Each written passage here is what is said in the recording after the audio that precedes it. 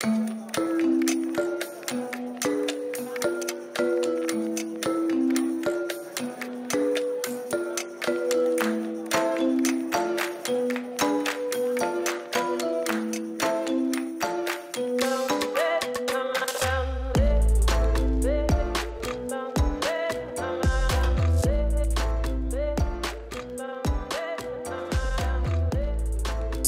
Miriam, so share with us how it was that you came up with this idea for the book, and then what was your biggest why for writing the book?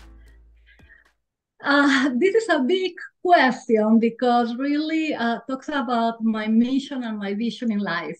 I started the book as a way to heal, a way to escape burnout, kind of therapy, if you want to call it like that. And this ended being a collective journey where many join this idea of not only healing ourselves, but helping others to heal. And that's the goal of this book, to create a positive impact and to help people to be aware of the importance of well-being, mental health, and help others. That's such a beautiful message. When I talk to the authors that come on the show, I always ask, what's the story behind the story? So we know that we're going to read the book and we're going to enjoy it because I love the topic that you're sharing with the world. But what's the story behind the story? What drove you to write the book in its initiation? I was going through a lot of challenging times, not only because COVID. I guess COVID is something that affects us, all of us, right, in different ways. But as a physician, those times were very challenging. As a mother of two small kids, it was very difficult to having my parents, elderly people, abroad in another country, make it even more complex. But the reality is that I was able to deal with all that. What I was not able to deal with what was with the compassion fatigue that I started to experiment and to witness. I started to see the real colors and flavors of those that say that they are leaders, and the consequences of their actions, and the I will say the inappropriate leadership skills. And I saw those that were more vulnerable in the healthcare system becoming victims of these inappropriate behaviors. And I decided to act, and I decided to be present there, and to, I didn't want to do this. I didn't want to close my eyes and my ears and my mouth. I wanted to be present, and I wanted to be proactive. And that took me to a point that I realized that I was not educated enough in the areas of diversity, inclusion, well-being, advocacy, that being a physician doesn't make you a good leader, doesn't make you someone that will be able to navigate this type of challenges. So I started to educate myself, and that prompt to understand that the problem was even bigger than what I was thinking. Wow. And that took me to the book, but the book was just the end of the chapter and the beginning of another chapter of trying to, change the quality of life that I was living, and change the quality of life of those that were around me. Mm-hmm. I love that you just said, just because you're a physician doesn't make you a leader. I mean, I'm like, I've never heard a physician say that, and I'm like, wow. Wow, like that takes so much. That says a lot about you as a leader, because for those of us who are in the leadership, training, coaching field, we know the first thing that you learn is like leadership is about service and about serving others. So what you just disclosed is, wow, that you were within a system, wherever it was that you were like, I don't want to close my eyes, I need to do something about this. And writing a book is I believe, the most beautiful way that you can act. You know, writing a book is basically starting a revolution, your own revolution, right? Because it's a statement like saying, listen, this is what I believe to be, you know, the right thing to do. And it's a voice. So I admire you for doing that, because that really takes a lot of guts. You know, it's just a gutsy move. So good for you. I mean, that's Thank you. incredible. And yes, it's a revolution. Yes, that's probably the yeah. I love that term. Yes, it's a positive revolution of kindness, love. You know, it's a Yes. yes, it's a revolution. And no, I completely I appreciate that you see this as a wonderful comment, but I I feel like the big problem in the healthcare system and in many other areas is that we have been confusing skills that could be technical skills with leadership skills. Those are two different types of skills. So being a great surgeon, being able to do a neurosurgery, remove the cancer of someone, whatever it is, does not make you an emotional intelligent human being or someone that has the emotional intelligence and leadership Mm-hmm. skills to run the show in another level beyond the OR, the operating room. Right. And we have been selecting people for leadership positions in different areas of the healthcare system based on their technical skills or how heavy is their CV, but knowing the emotional intelligence and leadership skills per se. Mm-hmm. And that's wrong, wrong, wrong, wrong. One solution is start educating those that are very smart and very proactive and give them the tools so they can be good leaders, or start focusing on doing interviews based on emotional intelligence and leadership skills and not their CV. But we have to change this scenario because really it's taking us to a place that, I mean, is very out of control. Mm-hmm. I mean, it must have been really hard for you to see all of that and to be aware of it, and then still have to practice medicine in that environment. It's hard. It's hard because you are challenging your own core values every day. Mm-hmm. It's hard because some nights you go to sleep and you stay for long hours in bed, Mm-hmm. feeling that you are not proud of who you are, what you are doing, or what you are seeing. Mm-hmm. That you went to medical school or any career that you can choose, thinking that your role will be one, and suddenly you are a puppet of a system without heart, Wow. and you are doing things that do not align with who you are and what you want to do. And that is a killer. That kills your soul. And for me, that's the reason of burnout.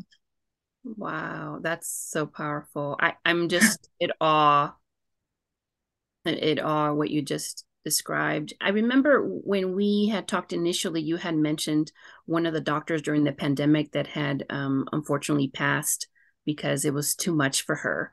And that if I'm correct me if I'm wrong, but that was one of the things that really got to you because of that. Do you want to share a little bit about that? Yes.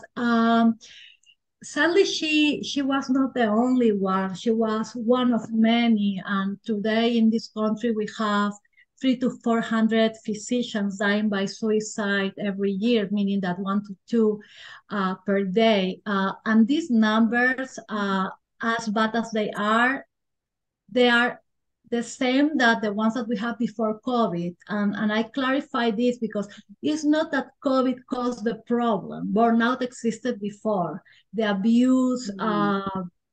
and this negative stress that healthcare workers are going through started before COVID, as a clarification. And yes, she was very special for me because she was a young leader with a position in a emergency department, very healthy lady with no red flags, and she died by suicide after she was admitted in the hospital with mental health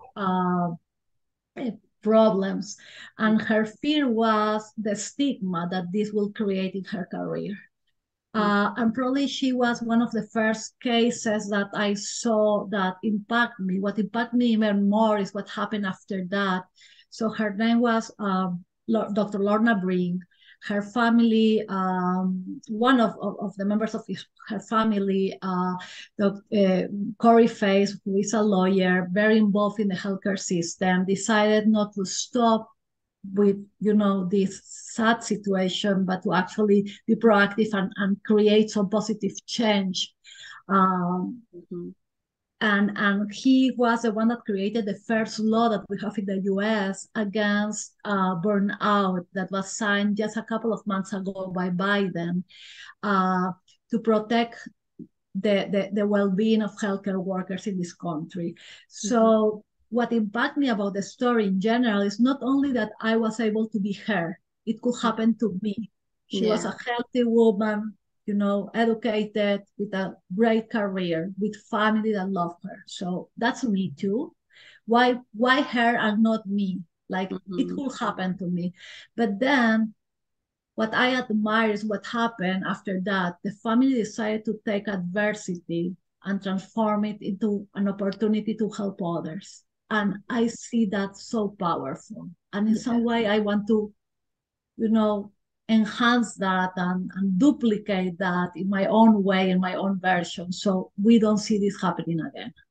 Oh, I remember that. And that really hit me because when you give me those statistics and you're like, yeah, it had nothing to do with the pandemic. I mean, I'm sure it added to it, but this has been going on for a while. And I didn't know that. I didn't know that, physicians were struggling at that level. And then physicians, and then of course, everybody else that comes within the group, right? Because then you have nurses and CNAs and, LPNs. And I know that world because everybody in my family is in medicine in some way or another. Most of my aunts, and my mom was a CNA for like 30 years, and my aunts are all LPNs or nurses. I have a cousin who's a nurse. And I was the only one who didn't really go into the medical field. So I know that world really well, and I had no idea. The burnout rate and it's severe, and you're having physicians.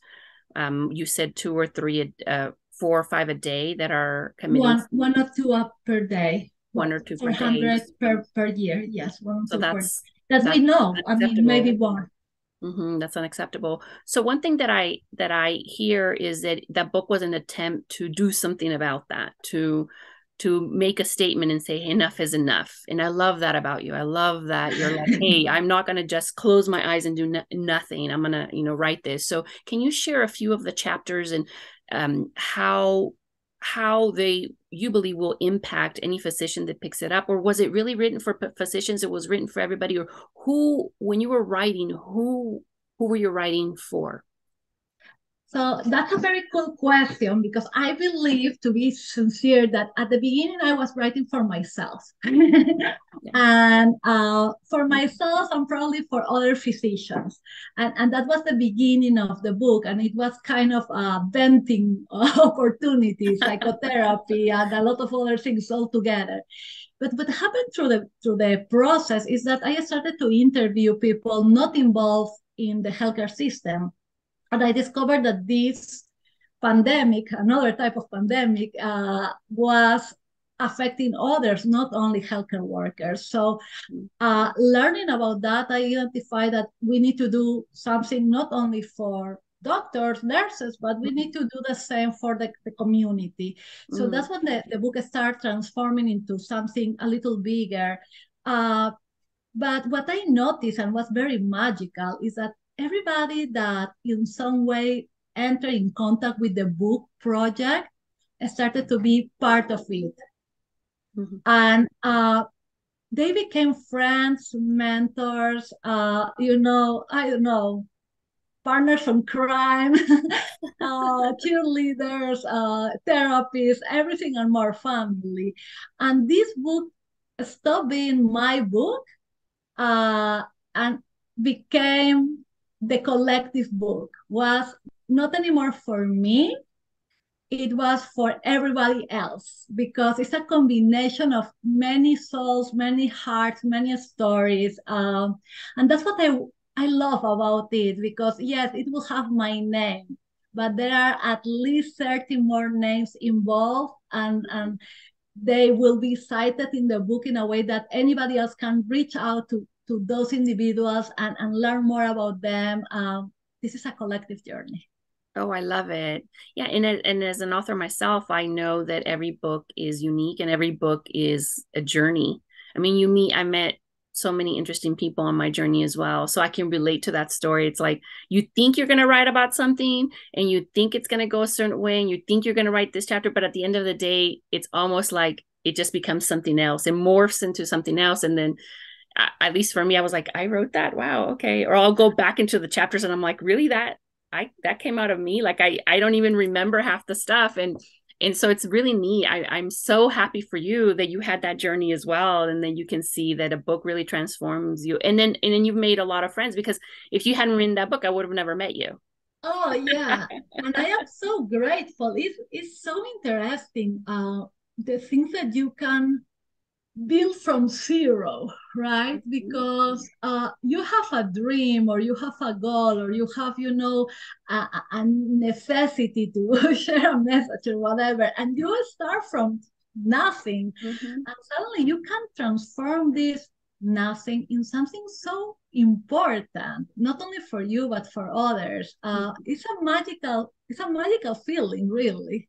It is. I love it. And you sent me one of the chapters to read and to review, and I just loved it. I believe in your message. I believe in, you know, just the process that you've had. And I'm so happy for you that you had such a magical process through all of this. And I really believe in my heart that the book will touch a lot of people. So can you share with the audience, like, when is it launching? Give us the details on how we can, get a hold of the whole book and how that is going to work for you. So the book should be out in Amazon this week. And I will say, I will tell a little story about why is this week and not the previous. And it's because Joy was missing. And, and one of my friends was reading the book, helping me to create a video. And she discovered there was something missing there, and the word was actually joy. She didn't know, but literally that was the word. So we stopped production, we stopped everything to bring joy to the book. And it sounds like funny, but that's exactly what it happened.